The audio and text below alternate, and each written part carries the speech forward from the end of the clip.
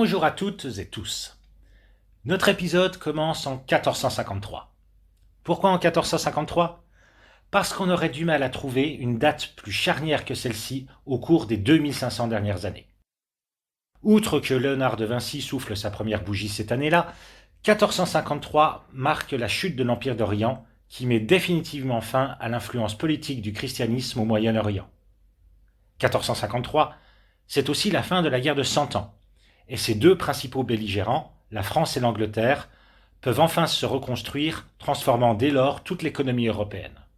Et, surtout, 1453 voit la naissance de la plus grande invention de l'humanité depuis l'écriture, signée Johannes Gutenberg.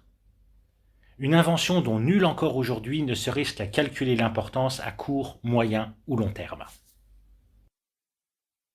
Le Portugal trace sa route depuis plus de 50 ans et, en 1488, l'expédition de Bartholomew Dias franchit le cap de Bonne-Espérance. Afin de s'assurer le succès, il barre la route aux autres initiatives européennes, à commencer par celle de l'Espagne. Mais à la fin du siècle, un gars d'origine obscure propose à la cour espagnole de rallier l'Extrême-Orient par l'Ouest. On ne lui répond pas que c'est impossible car la Terre est plate. Bien sûr que non, je vous rappelle qu'on en connaît toujours sa forme sphérique.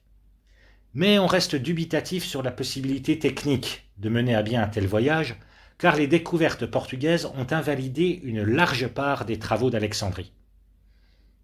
Il n'est pas simple pour un bateau de tenir la mer sans escale pendant 2 mois, et si le globe devait se révéler, selon la taille qui avait été proposée par Aristote, presque 3 fois plus vaste que supposé, l'expédition serait à coup sûr vouée à l'échec. Néanmoins, le trésorier d'Isabelle la Catholique fait le calcul de ce que le succès de l'entreprise ferait gagner à l'Espagne en termes de court-circuitage des intermédiaires. Le nombre de zéros qu'il présente à sa souveraine la convainc spontanément de signer un chèque en blanc pour la construction de 2 caravelles et d'1 caraque que Christophe Colomb lance sur la mer Océane. Christophe Colomb, pour sa part, conserve une totale confiance en la mesure de la Terre de Ptolémée, rapportée en dernier lieu par Pierre d'Ailly. Il place donc l'Extrême-Orient à une centaine de degrés à l'ouest de l'Europe, et pour lui, le voyage est l'affaire d'1 mois et demi, maximum.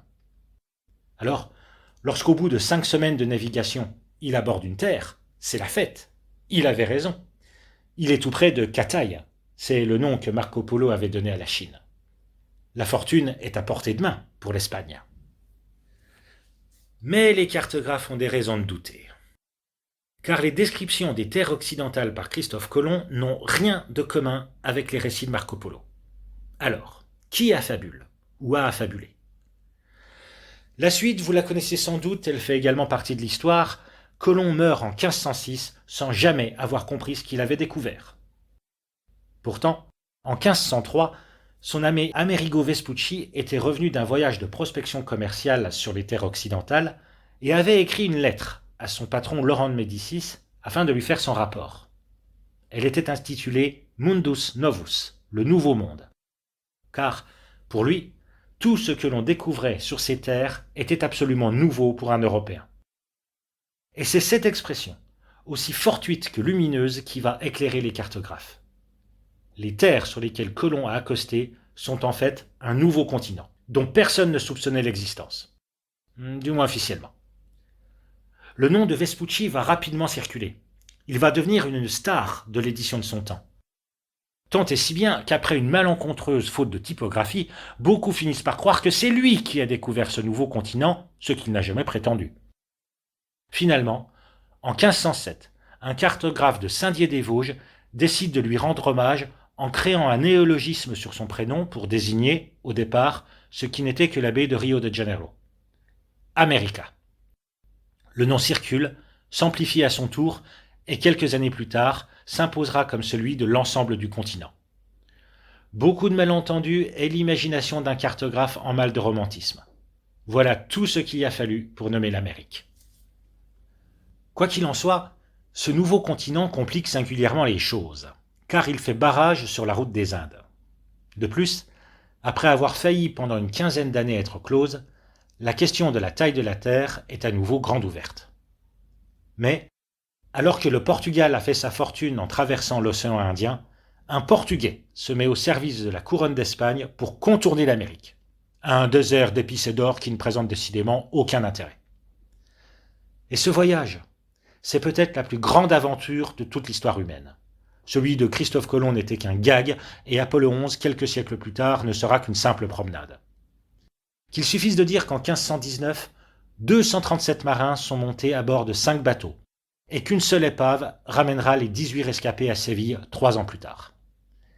Et c'est ce voyage, le premier tour du monde, commencé par Fernand de Magellan et achevé en 1522 par Juan Sebastián Elcano, qui prouve, expérience à l'appui, que la Terre est bel et bien sphérique.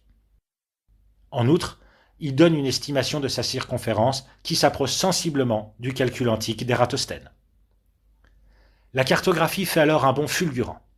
Dans les années 1550, un Hollandais répondant en français au nom de Gérard Mercator se la joue Ptolémée des temps modernes en réalisant un atlas plus précis et plus complet que celui d'Alexandrie.